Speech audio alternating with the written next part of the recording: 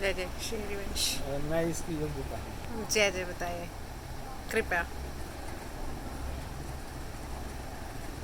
राधा वल्लभी है रसोपासना में श्री नवलदास बैरागी को कौन नहीं जानता है। ये नवलदास बैरागी वही हैं जो ओरछा नगर पहुँचे थे और इन्होंने वृंदावन रसोपासना का सत्संग किया था। वृंदावन रसोपासना किंवा हित हरिवंश जनित रसोपासना, राधा वल्लभी है रसोपासना, और वहाँ इन्होंने पद का गायन किया था। आज अति राजत दंपति भोर, ये जब हरिराम व्यास जी ने सुना तो हरिराम व्यास जी के यहाँ तो नगाड़ा बजता रहता था और घोषणा होती थी जो भी शास्त्रार्थ करना चाहे वो यहाँ आ सकता था। और व्यास जी को एक अवगुण लग गया था कि वो जो बुलाते, जो हार जाता उससे विजय पत्र लिखाया करते थे। आगे की कहानी आप लोगों के लिए मालूम नहीं है। वहाँ पर उन्होंने आज अति राजत दंपति भोर ये शब्द सुना तो चौंक गए कि अभी तक तो मैं ये सब बातों को कहता था। राम ने रावण को मारा था, कृष्ण ने कंस को पछाड़ा था, लेकिन आज मैं पहली बार सुन रहा हूँ कि आज अति राजत दंपत भोर, ये वृंदावन में आज लीला चल रही है, आज तत्काल चल रही है। और ये शब्द सुन के नवलदास जी से कहा है ये वाणी किनकी है, इस समय ये रस के आचार्य कौन है जो नित्य विहार है। उन्होंने बताया श्री हित हरिवंश चंद्र महाप्रभु जी ही इस रस के आचार्य हैं, उन्हीं की ये रचना है। इतना सुनकर के वो गदगद हो गए और ये वाराणसी की यात्रा का भी कहीं कहीं उल्लेख मिलता है कि वाराणसी गए, वहाँ के विद्वानों को शास्त्रार्थ में पराजित ही करने जा रहे थे। बाबा विश्वनाथ ने इनको कहा मैं मानता हूँ तुम बुंदेली भूमि से आए हो, यहाँ के विद्वानों को हरा सकते हो, लेकिन विजय मिलने के बाद तुमको क्या अहंकार नहीं होगा। और अहंकार का रास्ता कहाँ जाता है, पतन की ओर जाता है। इसलिए अब आप अपनी तर्क बुद्धि के लिए रस भक्ति में सान दो और वृंदावन चले आओ। उसके बाद वो हरिवंश महाप्रभु जी से मिले थे।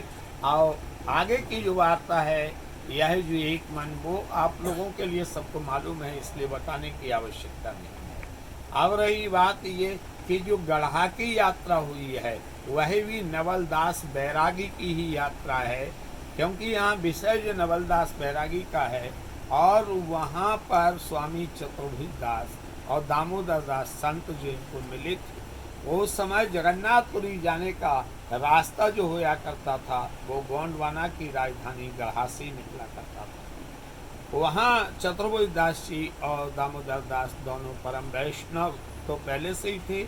जो संत जमातें निकलती वो वहाँ रुकाया करते थे, स्वागत सत्कार करते, उनको प्रसाद तबाते थे।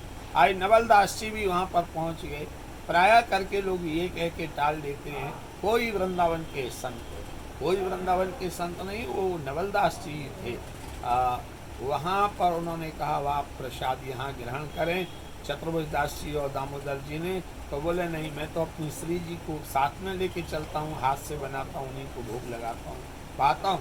फिर सत्संग में उन्होंने यही पद वहाँ गाया था, आज अति राजत दंपति भोर, आज वृंदावन की लीला आज की है। ये शब्द जब उन्होंने सुना तो वह आश्चर्यचकित हो गए और उन्होंने कहा इस रस के आचार्य कौन है। वही जो व्यास जी के साथ हुआ था वही बताया उन्होंने, हरिवंश महाप्रभु जी। तो दामोदर दास जी बोले मैं यदि दीक्षा लूँगा तो उन्हीं से लूँगा, जिससे मैंने सगाई की है उसी से विवाह करूँगा।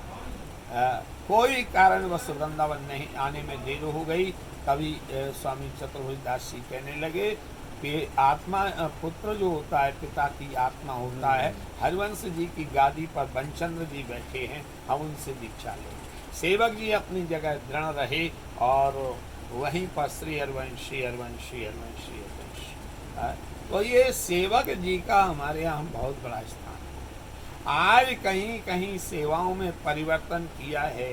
कुछ तथाकथित महान पुरुषों ने सेवक जी को हटा के जो अपना चित्र लगाया है, यह प्राचीन परंपरा के अनुकूल नहीं है, क्योंकि सेवक वाणी जे नहीं जाने, तिनकी बात रसिक नहीं माने।